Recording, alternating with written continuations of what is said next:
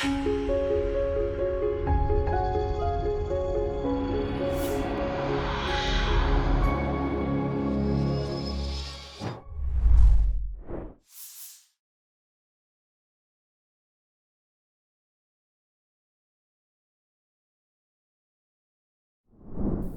ada orang-orang yang di saat usia pikun itu kadang suka bicara hal-hal yang tidak layak ya, bicara jorok, bicara ya yang tidak pantas lah gitu ya. Nah, Anda harus melihat posisi beliau sebagai yang sudah pikun ya. Kalau teman-teman perhatikan ya, bahwa yang namanya manusia itu ada saat dia mengalami penurunan. Ada saat dia itu mengalami kondisi seperti anak-anak lagi. Yaitu bagian dari ujian kita. Karena walaupun ditahan, walaupun dikendalikan, dia malah marah-marah. Nah, seandainya beliau marah, yang jadi pertanyaan, apakah saya dosa membuat dia marah? Kan gitu biasanya ya. Padahal di dalam Al-Quran dikatakan wahfid lahuma janahadzuli minar rahmah wa qur rabbirhamhuma kama rabbayani shaghira. Dalam surat Al-Isra, hendaklah kamu rendahkan dirimu, rendahkan hatimu dalam memperlakukan orang tua, dan doakanlah rahmati ya Allah keduanya. Rabbirhamhuma kama rabbayani shaghira. Ada lagi ayat yang mengatakan fala taqul lahuma uff wala tanharhuma wa qul lahuma qaulan karima. Kamu jangan bilang dan hendaklah kamu perlakukan dia dengan santun. Nah, ayah Anda itu sekarang ngomongnya kok ngelantur ya. Kadang ya kalau cuma ngelantur gitu nggak apa-apa, tapi kadang Anda malu.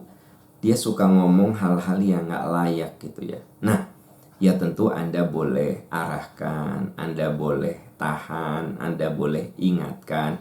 Sekiranya dia marah, marahnya dia tidak akan menyebabkan murkanya Allah. Ya, ridallahi fi ridol walidain. Ridho Allah bergantung pada ridho orang tua. Wa sukhtullahi fi sukhtil walidain. Dan murkanya Allah bergantung pada murkanya orang tua. Murka yang mana? Marah yang mana? Nah, itu yang harus diperhatikan. Kalau orang tua nyuruh yang benar, kita tidak taat sampai beliau marah, nah itulah marahnya Allah kepada kita gitu. Maka Allah pun akan marah.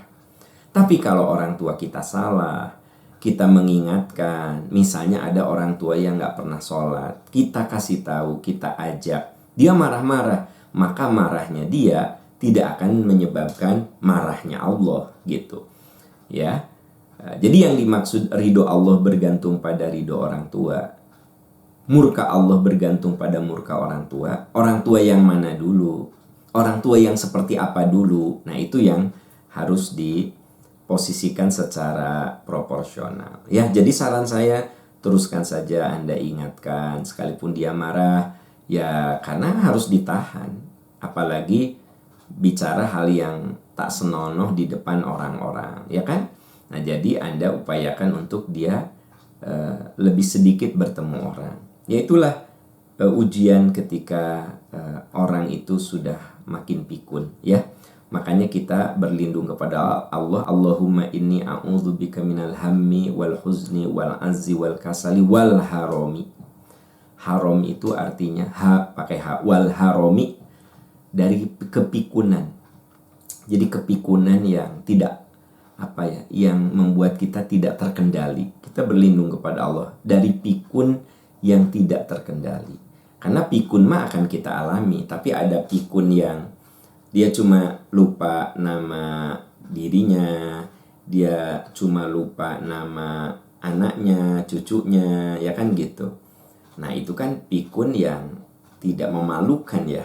Tapi ada pikun yang memalukan begitu. Nah, itu yang disebut ya Allah, aku berlindung kepadamu dari al-haram. Haram itu artinya pikun yang memalukan ya.